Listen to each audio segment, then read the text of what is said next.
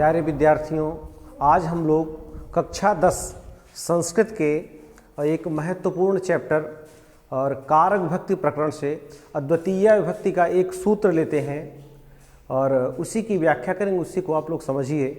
तो देखिए, सूत्र है अधिसिंग अस्था साम कर्म। तो इस सूत्र में बोर्ड पर लिख रहा हूँ, अधिसिंग अस्था साम कर्म।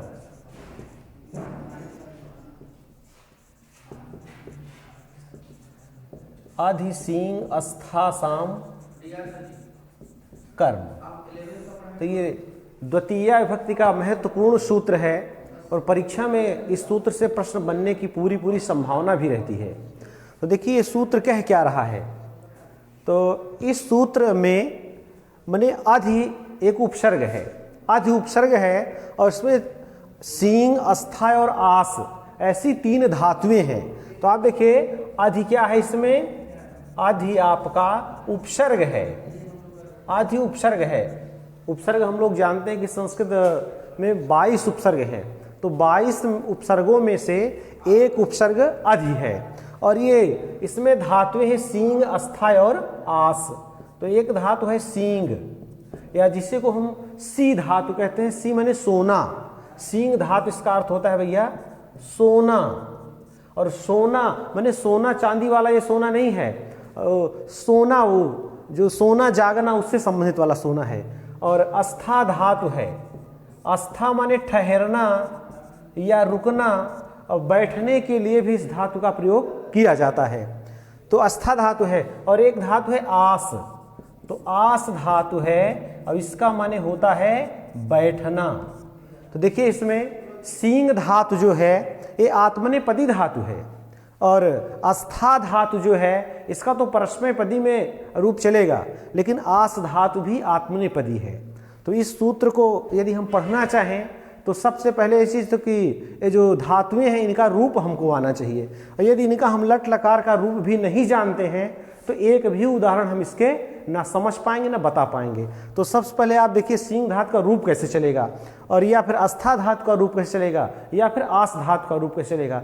तो इस सूत्र को समझने के लिए मैं लट लकार प्रथम पुरुष के तीनों वचनों के रूप आपको लिखकर देता हूं। आप देखिए, जैसे सींग धातु हम पहले लेते हैं तो इसका रूप चलेगा भैया सेते, सयाते, शेरते। सेते, सयाते, शेरते। तो हमने बताया कि आत्मनेपदी धातु है। तो अगर आत्मनेपदी धातु के आपने रूप याद नहीं किए हैं तब ये हो सकता है आपको लगता हो कि ये कैसे रूप चल रहा है, क्योंकि आप लोग तो पठंती ही रटे हैं। तो अब आप जानिए कि आत्मनेपदी में ऐसे ही रूप चलते हैं। तो सेते, सयाते, शेरते। अस्था धातु का रूप तो आप जानते हैं। तो अस्था धातु में क्या होता है भैया, तिष्ठ आदेश हो जाता है। तो इसका रूप चलता है तिष्ठति, तिष्ठतः और ये तिष्ठन्ति। तो ये रूप तो आप याद किए होंगे। तो इसमें कठिन आपका रूप है जो आस धातु का है और सींग धातु का है। तो आस धातु का देख लीजिए, तो आस्ते, आसाते और आसते। तो आप जानिए कि ये जो दो धातुएं हमने लिखा है, जो रूप लिखा है, ये बहुत ही इंपॉर्टेंट है। और ये सूत्र भी परीक्षा की दृष्टि से बहुत इंपॉर्टेंट है।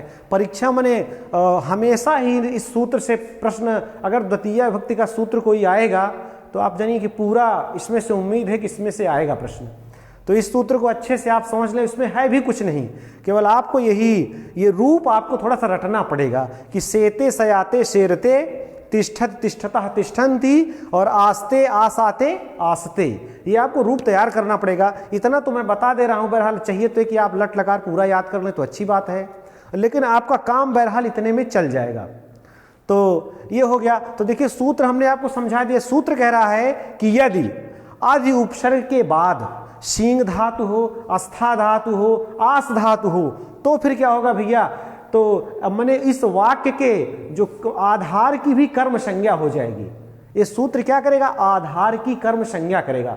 आधार की कर्म संज्ञा करने का मतलब ये है कि जहां पर हमको सप्तमी विभक्ति लगानी चाहिए वहां पर द्वितीय विभक्ति हो जाएगी। लेकिन द्वितीय विभक्ति होगी कब, यदि सींग, अस्थाय और आस धातु के पूर्व अधि उपसर्ग लगा होगा तब सप्तमी जहां लगनी चाहिए वहां पर हम द्वितीय लगाएंगे। तो ये मानिए कि एक कर्म संज्ञा करने वाला सूत्र है। अधिसिंग अस्था साम कर्म जो सूत्र है एक कर्म संज्ञा करेगा। अब बोलो कर्म संज्ञा किसकी करेगा? तो आधार की करेगा। तो आधार में तो वैसे सप्तमी भक्ति होती है और कर्म में द्वितीया होती है। तो जब आधार की कर्म संज्ञा करेगा तो इसका मतलब सप्तमी की जगह पर अद्वितीय भक्ति का विधान करेगा ये सूत्र। तो अब देखिए ये सूत्र मैंने आपको बता दिया, उदाहरण हम आपको दे रहे हैं कि कैसे ये सप्तमी की जगह पर अद्वितीय कर देगा, माने आधार की कर्म संज्ञा करेगा। तो आप देखिए एक उदाहरण हम लेते हैं कि जैसे हम लिख दें कि बालह, बालह माने बच्चा या बालक, तो शय्यायाम, शय्यायाम और सेते, सेते। तो देखिए इसका आप क्या अर्थ लगाएंगे? बालह शय्यायाम सेते, तो इसका मतलब बालह माने बालक या बच्चा और शय्यायाम में हमने लगा दी सप्तमी, शय्यायाम में सप्तमी लगा दी तो शय्यायाम बन गया और सेते माने सोता है, बालक शय्या पर सोता है। तो ये अनुवाद बिल्कुल सही है, बालह शय्यायाम सेते। तो शय्यायाम में जिस पर सो रहा है वो भैया आधार है, जिस पर कोई व्यक्ति बैठेगा वो आधार कहलाएगा। तो बालह शय्यायाम सेते, बच्चा जो है और शय्या पर सोता है। लेकिन यही हम अगर अधिसेते लिख दें, सेते की जगह भैया क्या लिख दें? अधिसेते। तो जब अधिसेते लिख दिया तो ये शय्यायाम अब नहीं रह जाएगा, अब ये हो जाएगा शय्याम, शय्याम हो जाएगा। तो क्या हो जाएगा भैया? शय्याम हो जाएगा, शय्याम। और ये बालह तो ऐसे ही रहेगा। तो आप देखिए ये भी अनुवाद सही है। तो इसमें द्वितीया लग गई, द्वितीया एक वचन शय्याम है और ये शय्यायाम सप्तमी है। तो यहाँ आप माँ हटा के अनुसार लगा दें क्योंकि आगे व्यंजन है और माँ लिखे तो भी कोई गड़बड़ नहीं है। तो बालह शय्यायाम सेते, ये भी अनुवाद आपका सही है, और बालह शय्याम अधिसेते ये भी सही है। यहाँ सप्तमी इसलिए है क्योंकि सेते के पहले अधि उपसर्ग नहीं लगा है, लेकिन यहाँ माने सेते के पहले अधि उपसर्ग लग गया, इसलिए अब यहाँ सप्तमी ना हो करके यहाँ पर द्वितीया ही होगी।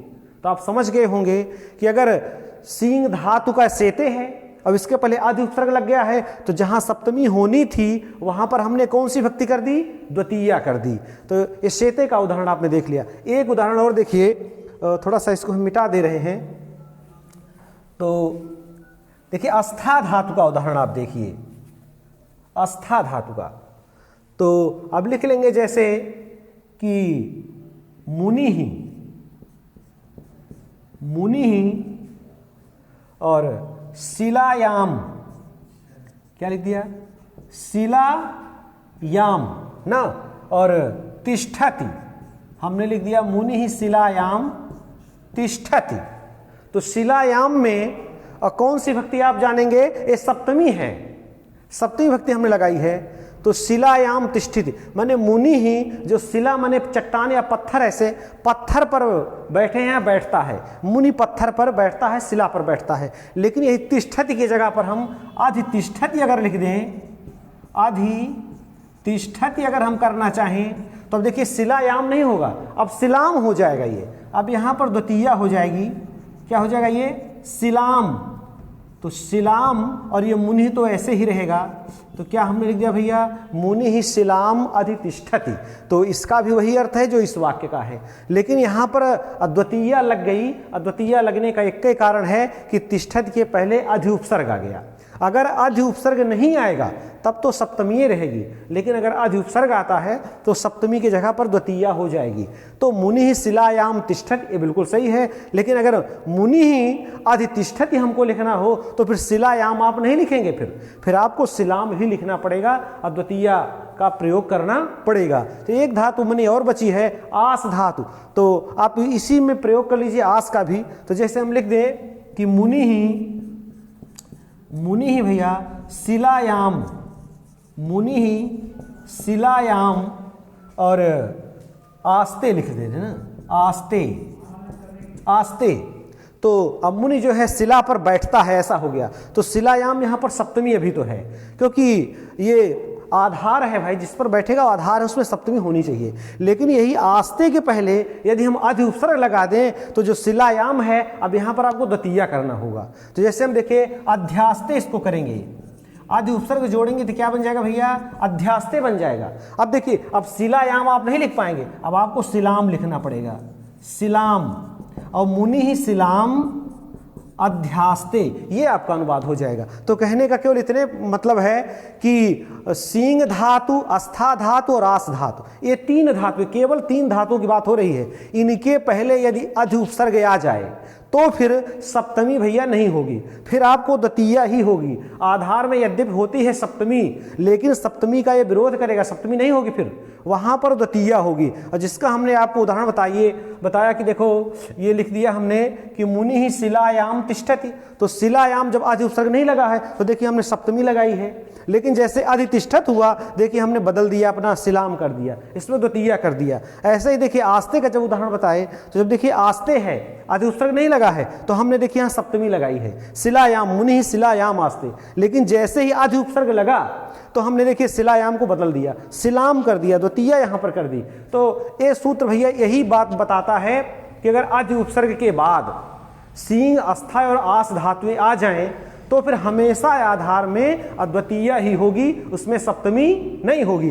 तो ऐसा प्रश्न पूछता है परीक्षा में, यही पूछता है कि ऐसे दे देगा आपको एक वाक्य कि मुनि ही शिलाम अध्यास्ते, तो आपको पूछेगा शिलाम रेखांकित पद में कारण सहित विभक्ति निर्देश कीजिए, तो कारण बताइए यहाँ द्वितीया क्यों लगा। तो आपको यही उत्तर देना होगा कि आदि सींग अस्था साम सूत्र के अनुसार, आप यही उत्तर आपको देना होगा कि आदि सींग अस्था साम सूत्र के अनुसार इसमें द्वितीया हुई है। या फिर आप कह दें कि आस धातु के पूर्व यदि अधि उपसर्ग आ जाए तो आधार में द्वितीया हो जाती है, इसीलिए मैंने शिलाम हो गया, इसमें द्वितीया विभक्ति लगी है। तो बिल्कुल ये सूत्र इंपॉर्टेंट है कार्य विभक्ति का, और बहुत सरल भी है, आप समझिए तो। अब और आपको केवल बस इतना याद रखना है, अधि सींग अस्था साम कर्म, तो अधि एक उपसर्ग है भैया, अलग कर लीजिए, सींग धातु है, अस्था धातु है, और एक धातु है आस, और ये तीनों धातु देखिए मैंने अलग कर दिया। अधि उपसर्ग है, सींग माने सोना, अस्था माने ठहरना, आस माने बैठना, और इनका रूप भी आपको बता दिया देखिए हमने कि ऐसे आप रूप चला लीजिए। लट लकार प्रथम पुरुष के तीनों वचनों का रूप हमने लिखा, शेते शयाते शेरते, तिष्ठत तिष्ठतः तिष्ठन्ति, आस्ते आसाते आस्ते। तो इतना तो आपको याद करना पड़ेगा जितना हमने बताया, और बाकी बिल्कुल सरल है। आप हर धातु से एक एक दो उदाहरण आप बना लीजिए, कोई जरूरी नहीं कि यही बने।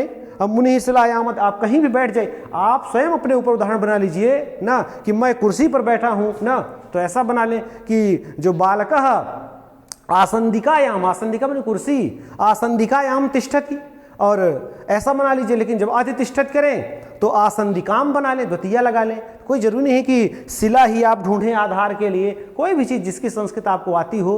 माने ये सूत्र बेहद सरल है, तो ऐसे आप समझ लेंगे। तो चलिए अगले वीडियो में हम कुछ और सूत्र लेंगे। आज बस इतना ही, धन्यवाद।